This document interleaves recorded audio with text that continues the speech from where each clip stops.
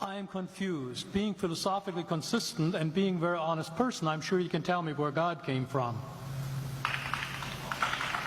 And in addition, once you've told me where God comes from, please try to clarify how you can figure that a spiritual force can have an impact on a material universe to create it.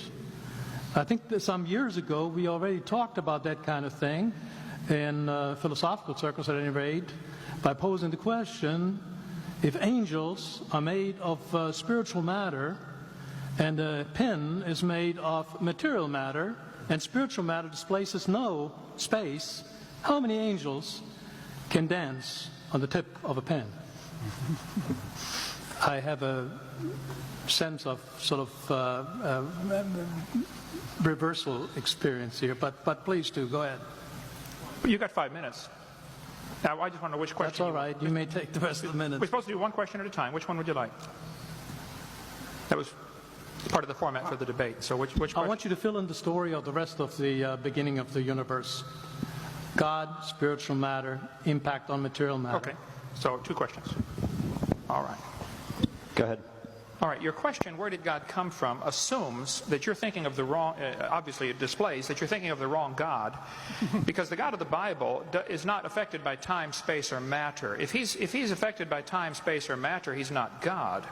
Time, space, and matter is what we call a continuum. All of them have to come into existence at the same instant, because if there were matter but no space, where would you put it? If there were matter and space but no time, when would you put it? You cannot have time, space, or matter independently. They have to come into existence simultaneously. The Bible answers that in 10 words. In the beginning, there's time. God created the heaven, there's space, and the earth, there's matter. So you have time, space, matter created, a trinity of trinities there. Just, time is past, present, future. Space has length, width, height. Matter has solid, liquid, gas. You have a trinity of trinities created instantaneously. And the God who created them has to be outside of them. If he's limited by time, he's not God. The guy who created this computer is not in the computer. He's not running around in there changing the numbers on the screen, okay? The God who created this universe is outside of the universe. He's above it, beyond it, in it, through it. He's unaffected by it.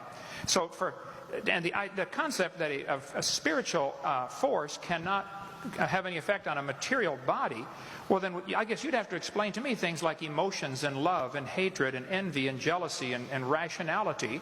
I mean, if your brain is just a random collection of chemicals that form by chance over billions of years, how on earth can you trust your own reasoning processes and the thoughts that you think? Okay, so your question, where did God come from, is assuming a limited God. And that's your problem. The God that I worship is not limited by time, space, or matter. If I could fit the infinite God in my 3-pound brain, he would not be worth worshiping, that's for certain. So that's the God that I worship. Thank you.